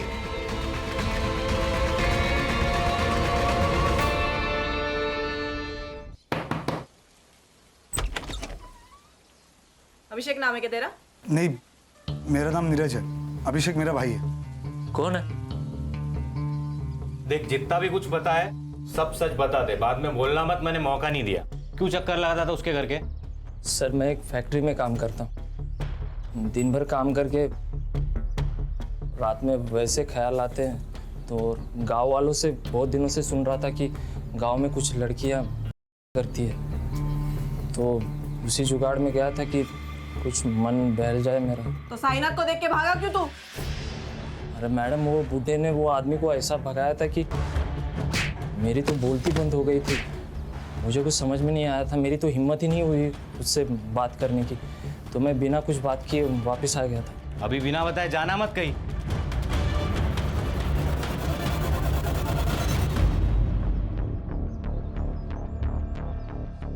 भाई हम तो फंस गए यार। फंसे नहीं है, ऊपर वाले ने हमें टाइम दिया है। जो करने आए थे वो करके जाए। रितु के रेप अटेम्प्ट को तुमने गुब्बारे की तरह उड़ाया था ना, ताकि तुम्हें इलेक्शन में फायदा हो, और मुक्ति को भी तुमने आखिरी बार छोड़ा। तो ये तुम्हारा रचा हुआ नाटक तो नहीं है ना? क्या प्लानिंग थी तुम लोगों की? मेरी यही प्लानिंग थी कि अपने समाज को अन्याय के खिलाफ लड़ना सिखाओ, और उसकी शुरुआत मैंने अपने घर से की है। सर, पुलिस स्टेशन से फोन था।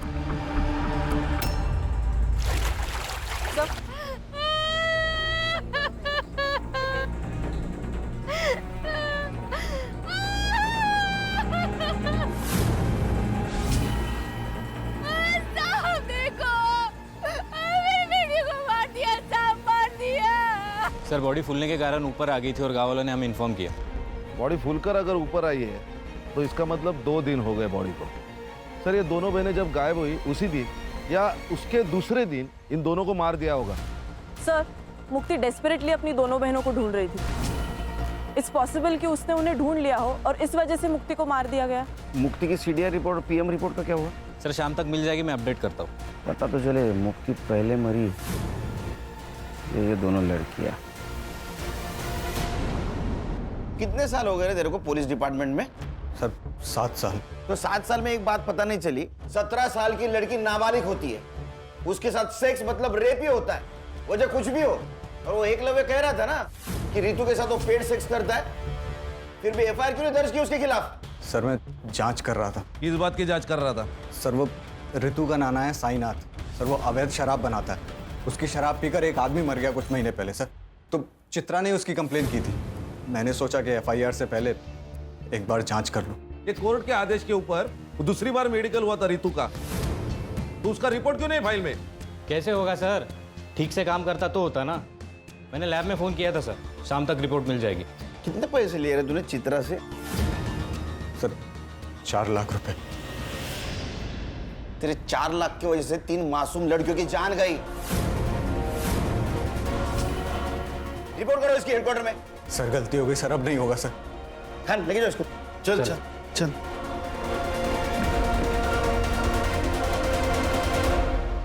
सर, ये मुक्ति की पीएम रिपोर्ट। सर पर चोट लगने की वजह से जो ब्लड लॉस हुआ है, उस वजह से मौत हुई है उसकी। रेप नहीं हुआ है उसके साथ। सर उसकी सीडीआर भी आ गई है सर, ये देखिए। इसके मुताबिक मुक्ति की लास्ट लोकेशन वही थी जहां गुरु ने उसे ड्रॉप किया था, और साइनाथ की लास्ट लोकेशन गांव के जंगल की नहीं, उसके एग्जैक्ट अपोजिट एक शमशान भूमि वहां की है सर। और उसके 200 मीटर पे अजिंक्य का सेलफोन एक्टिव था सर, सेम टाइम पे। ये दोनों एक साथ क्या कर रहे थे शमशान भूमि में? No idea sir. और सर इस साइनाथ ने लास्ट फोन तारा के दोस्त कोमल को किया था। साइनाथ ने कोमल को कॉल किया था? साइनाथ जी, आपने तो कहा था कि आप जंगल में थे, इसका मतलब आपके मोबाइल का लोकेशन जंगल दिखाना चाहिए था, लेकिन वो दिखा रहा है शमशान। साहब मैंने पहले ही बोला था ना आपको कि 2 दिन पहले मेरा फोन कहीं गिर गया था। अरे हाँ, इनका फोन गिर गया था। तो आपको ये भी पता नहीं होगा कि आपके फोन से तारा की दोस्त कोमल, उसको फोन किया गया है। तारा ने किया होगा, वो बार बार मेरा फोन इस्तेमाल करती थी। लेकिन उस वक्त तो तारा स्कूल में थी। फिर साहब अब मैं समझा कि ये फोन किसने किया होगा। किसने? याद है सर, तारा की नाना का कॉल नहीं था, बल्कि ऋतु दीदी ने कॉल किया था तारा से बात करने के लिए। तारा ने ये तो नहीं बताया कि ऋतु दी ने कॉल क्यों किया था, लेकिन कॉल करने की थोड़ी देर बाद ही वो कुछ काम के बहाने चली गई थी। तारा का कोई बॉयफ्रेंड? मैम, बॉयफ्रेंड तो नहीं बोल सकते, लेकिन एक लड़का था मुन्ना, जो तारा को लाइक करता था। लेकिन जब ऋतु दी का केस सामने आया तो क्या बेटा, बोलो। तीनों बहनों के चर्चे पूरे गांव में है, लेकिन ये ऐसे सती सावित्री बन रही है ना, जैसे इससे सीधा कोई है ही नहीं। कहना क्या चाहता है तू? अरे मैं क्या कहना चाहूँगा, मैं तो यही बोल रहा हूँ कि अगर पैसे लेकर ही ये सब करना था तो मुझे भी बोल देती, थोड़े पैसे देकर मैं भी मजे ले लेता। और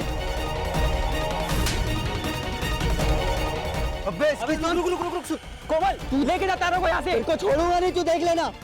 इस थप्पड़ का बदला ना मैं लेके रहूंगा।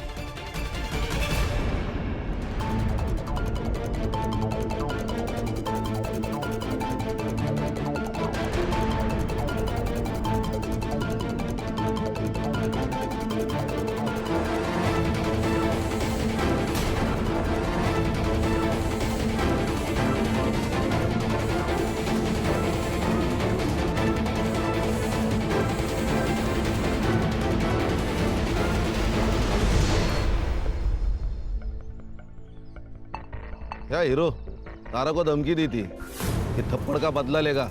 सर यहाँ खाने कमाने से फुर्सत नहीं, बदला क्या लूंगा? मैं तो हमेशा अपने दुकान पर ही रहता हूँ। आप चाहे तो अभिजीत से पूछ लीजिए। अभिजीत कोमल का बॉयफ्रेंड ना? ये तारा जब गायब हुई उस वक्त तू कहाँ था रे? उस वक्त साहब मैं घर पे था साहब। मैं घर पे था? अरे हीरो, तू कहाँ था रे? मैं तो यही दुकान पे था साहब।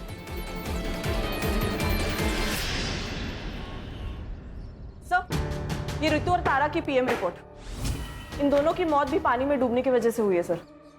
Accidental death? Probably not sir, क्योंकि इन दोनों लड़कियों के साथ रिपीटेडली रेप किया गया था और इनका टाइमिंग ऑफ डेथ मुक्ति की टाइमिंग ऑफ डेथ के 10 से 12 घंटे के बाद का है सर। मतलब इन दोनों लड़कियों को पहले होस्टेज बनाया गया? Most probably sir. सर ये ऋतु ने तारा को कॉल करके शमशान भूमि बुलाया। ये दोनों के साथ जो कुछ भी हुआ है ना, उसकी शुरुआत शमशान भूमि से हुई। यानी खान, सवाल ये है कि ये दोनों लड़कियां अलग अलग जगह से एक ही जगह, मतलब शमशान घाट क्या करने गई थी? नहीं सर, वो भी साइनाथ के फोन में एक वीडियो मिला है सर।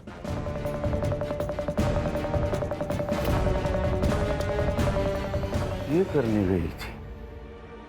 ये ले तेरे पैसे। तुम्हें क्या लगता है कि तुम पैसों से कुछ भी खरीद सकती हो? अपने बेटे की आजादी भी। जब पैसे नहीं लेने थे तो मुझे बुलाया क्यों? ताकि तुम्हारी सच्चाई पूरी दुनिया के सामने ला सकूं कि कैसे तुम्हारे बेटे ने मेरे साथ गलत किया और तुम उसकी गलतियों पर पर्दा डालने के लिए कितने भी पैसे लुटाने को तैयार हो। अच्छा, क्या कर लेगी तू? बता क्या कर लेगी? ऋतु ने तुम्हें मांडवली के लिए बुलाया, ये वीडियो बनाया, और ये वीडियो प्रूफ के तौर पे समाज के सामने ना आए, इसलिए तुम सबने मिलकर उन दोनों बहनों को मार दिया। सर, हमने किसी को नहीं मारा। तो अजिंक्य क्या कर रहा था स्मशान में? उसको मैंने ही कहा था रुकने के लिए। ॲक्च्युली त्या दिवशी मी ऑफर केली होती जयाला, पर तब दोनों बहनों ने ना बोल दी कि हम केस वापस नहीं लेंगे। और फिर अचानक एक दिन रितु का फोन आया कि 10 लाख रुपए में वो केस वापस लेने को तैयार हो गई है।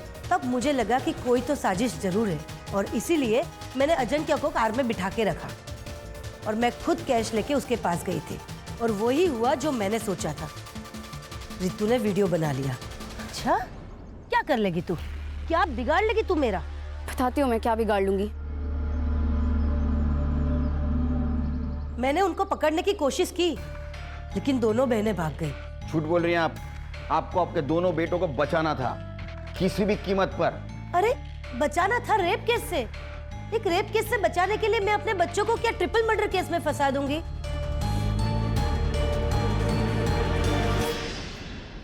सर, एक आदमी के बारे में पता चला है सर। उसकी मौत साईनाथ ने बनाई हुई शराब पीने से हुई।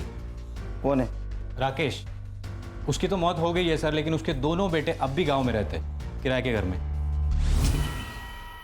सर, बाबा मरने के बाद 6 महीने में ये साईनाथ जेल से छूट गया। हमें उसे बस वापस जेल भेजना था। जेल भेजना था क्या ऊपर भेजना था? नहीं सर, उसे जेल भेजना चाहते थे हम लोग बस। इसके लिए उसकी भट्टी का पता लगाना ज़रूरी था ताकि पुलिस को उसकी भट्टी के बारे में बता सके सर। लेकिन इस बार साईनाथ ने भट्टी अपने घर पे नहीं लगाई थी सर, तो भट्टी के बारे में जानने के लिए उसके ऊपर नज़र रखना ज़रूरी था, इसलिए हमने गांव में किराए पे घर लिया था सर।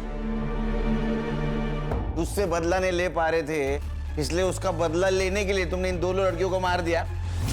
नहीं सर। नहीं सर, बदला लेना चाहते थे सर हम, लेकिन कानूनी तरीके से सर। हाँ। गैर कानूनी तरीके से नहीं सर। संग्राम सर। बैठ। तू तो कह रहा था वो रितु और तारा जिस दिन गायब हो गए उस दिन तू घर पे था, लेकिन तेरा मोबाइल लोकेशन स्मशान का दिखा रहा है। ए चल फटाफट बता, सर का गुस्सा बहुत बेकार है। हाँ, तू सह नहीं पाएगा। चल बोल। बताता हूँ साहब, बताता हूँ साहब। मैं तारा के पीछे गया था, लोगों से सुना था कि वो लोग पैसे लेकर है, इसलिए मैंने सोचा मैं भी ट्राई करता हूँ। तो उसने नहीं माना, इसलिए तूने उसको मार दिया? नहीं साहब, मैं तो घर वापस आ गया था। वो लोग मिलके कुछ तो प्लानिंग कर रहे थे। वो लोग किसी की तो वीडियो बना रहे थे। मुझे लगा अगर मैं इनको कुछ बोलूँगा कि ये लोग मेरी वीडियो ना बना ले, इसलिए साहब बिना कुछ बात किए मैं वहाँ से लौट आया। मैं सच बोल रहा हूँ, मैंने कुछ नहीं किया साहब, मैंने कुछ नहीं किया साहब। सब वो कार वाले लोग ने कुछ किया होगा। कौन सी कार? साहब, जब मैं वापस लौट रहा था, लौटते वक्त मैंने एक कार देखी, वो शमशान की ओर जा रही थी। कौन थे कार में? उतना मैं देख नहीं पाया, लेकिन कुछ इलेक्शन के स्टिकर्स लगे हुए थे कार पे। ये थे क्या? नहीं। ये? हाँ मैडम, ये था। सर ये इसके पास तो कोई कार नहीं है। कार इसके पास नहीं है, इसके दोस्त के पास है। एक मिनट। मेरी दो बहनें हैं, रितु और तारा, दोनों नाबालिग हैं। वकील बाबू, तुम्हारी गाड़ी स्मशान भूमि के स्पॉट हुई और उसमें मुक्ति के ब्लड के ट्रेसेस भी मिले।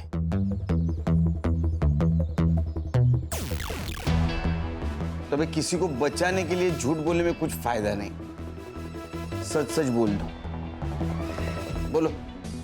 हमने सबको नहीं मारा सर। रितु के केस की वजह से मेरे इलेक्शन कैंपेन को बूस्ट मिल गया था सर।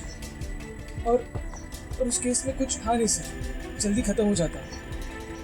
और इलेक्शन को अभी 1 महीना बाकी था, इसीलिए सुधीर ने मुझे एडवाइस किया कि अगर इलेक्शन को गरमाए रखना है तो इस केस को बड़ा करना पड़ेगा, और हमने वही किया।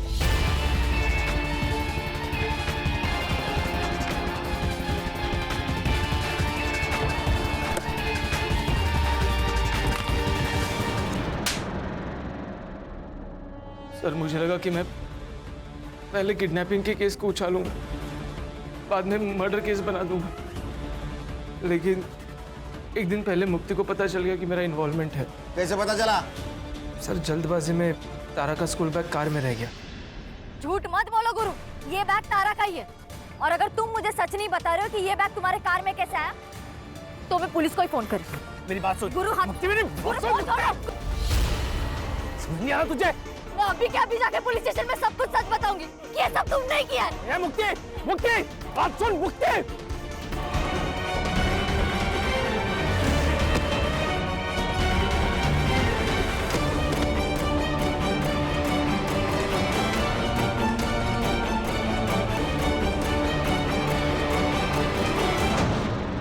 मुक्ति को मैंने चित्रा के बाग में फेंक दिया ताकि वो लोग फंस सके, और बाद में तारा और रितु को मार दिया। प्लान तो यही था सर, पर उसके पहले वो दोनों भाग गई। उस रात उन दोनों को मारने वाले थे, पर उस दिन गुरु लेट हो गया और मैं नशे में धुत था। पर इतने में पता नहीं कैसे रितु ने अपने आप को खोल लिया। जब मैं रूम में घुसा, मैं जब तक अपने आप को संभालता वो भाग चुकी थी। तुमने नहीं मारा तो किसने मारा? जिस हालत में वो भागी थी, उस हालत में हमारे अड्डे से सिर्फ वो 3 जगह जा सकती थी, हॉस्पिटल, पुलिस स्टेशन और घर। हॉस्पिटल हमारे गांव में है नहीं सर, चंद्रकांत की वजह से पुलिस स्टेशन वो जा नहीं सकती थी, तो हम घर में चले गए और हमारा अंदाज़ा सही निकला। वो दोनों घर में गई और जया काकी से मिली भी। वो दोनों जया काकी को हमारे बारे में कुछ बता ही नहीं पाई। हम चुपचाप वहाँ से चले गए।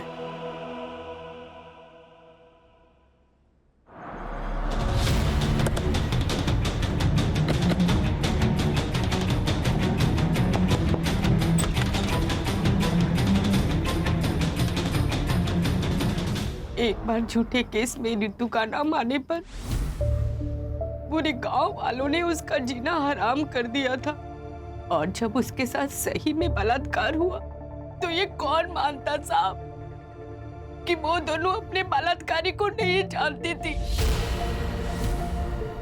मेरी बेटियों की जिंदगी बर्बाद हो चुकी थी। अगर वो जिंदा रहती तो ये गांव वाले और समाज उसकी जिंदगी को नरक से भी बदतर बना देते, और ये ना मैं बर्दाश्त कर पाती और ना मेरी बेटियां। इसलिए मैंने अपनी बेटियों को जिंदगी के नरक से आजाद करने का फैसला ले लिया था। आई, ये कहाँ आ गया माई? हॉस्पिटल तो उधर है ना? बताती हूँ। आई, ये तूने क्या किया?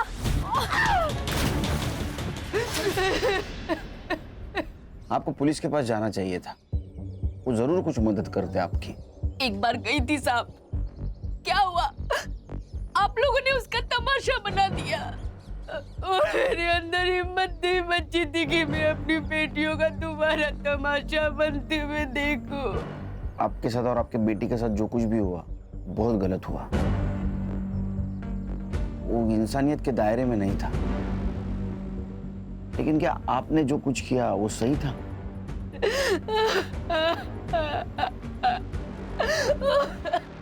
सर, सिर्फ इसलिए कि कोई हमारे जाति धर्म का नहीं है, हम उसके साथ इतना गंदा बर्ताव कैसे कर सकते हैं?